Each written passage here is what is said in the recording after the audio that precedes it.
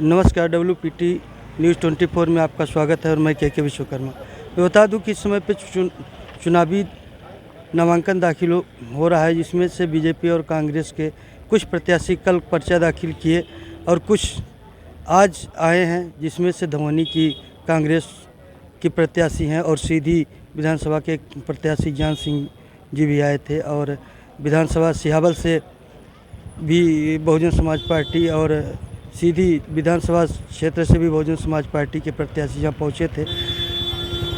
चुनावी रण सज चुका है और कौन कौन से नेता क्या कह रहे हैं, क्या है मुद्दे उनके पब्लिक के बीच में, किस मुद्दे को लेकर जाएंगे, आइए सुनाते हैं सभी की बातें आपको।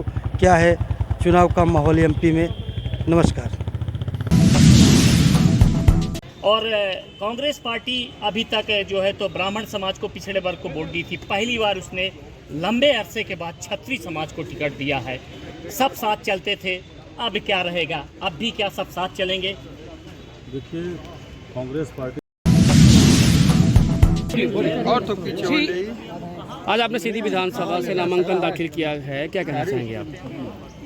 देखिए, सबसे पहले मैं अपने राष्ट्रीय नेतृत्व, प्रदेश नेतृत्व और हमारे नेता अजय सिंह राहुल भैया और कमलेश्वर पटेल जी को मैं धन्यवाद देना चाहूँगा कि जिले के जो हमारे सभी कांग्रेस के वरिष्ठ जन हैं, उनके मार्गदर्शन में मुझे चुनाव लड़ने का अवसर मिला। इसके लिए मैं धन्यवाद देना चाहता हूँ।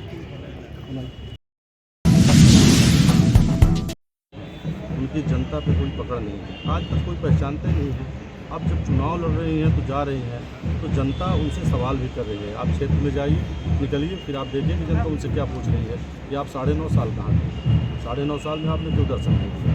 फिर दूसरा माइनस फैक्टर है तो दूसरे विधानसभा से आती हैं, सिहावल विधानसभा से आती हैं, उनके साथ तो कई माइनस फैक्टर हैं। जहाँ लड़ाई की बात है तो लड़ाई पंडित केदारनाथ शुक्ला जी जो है वो भारतीय जनता पार्टी के एक मजबूत नेता हैं और कई बार के विधायक रह चुके हैं और सीधे में भारतीय जनता पार्टी को स्थापित करने में मैं लगातार कह रहा हूँ कि उनकी एक महत्वपूर्ण भूमिका रही है। वो जनता से लगातार उनका संवाद रहा है, खासकर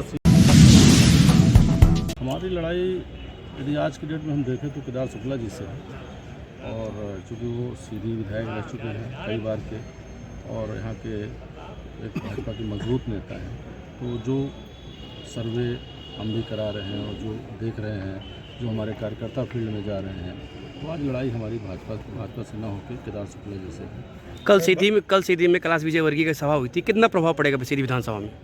देखिए, कल आपने हमारे नेता आदरणीय राहुल भैया जी का बयान लिया था, मैं साथ में था, यही सवाल आया था, तो उन्होंने कहा था कि पहले वो जाके अपनी इंदौर सीट देख लें, सीधी सीट में दखल दें। इससे आप अंदाजा लगा सकते हैं कि कितना प्रभाव पड़ेगा।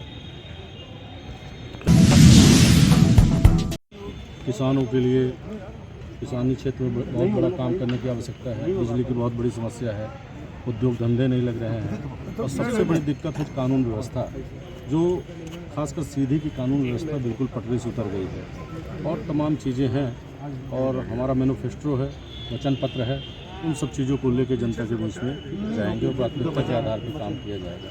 जिस तरह से देखा जा रहा है कि कांग्रेस में बगावत की जो चालू तेजी से हो रही है, कोई बगावत नहीं है। जिनको टिकट नहीं मिलता है, थोड़ी सी पीड़ा रहती है, वो सब अपने लोग हैं, आज नहीं कल वो सब अपने वापस आ जाएंगे। कहीं कोई ये सब चर्चा की बातें नहीं है। स्वाभाविक रूप से जिसको टिकट नहीं मिलता, थोड़ी पीड़ा होनी वो लाजमी है।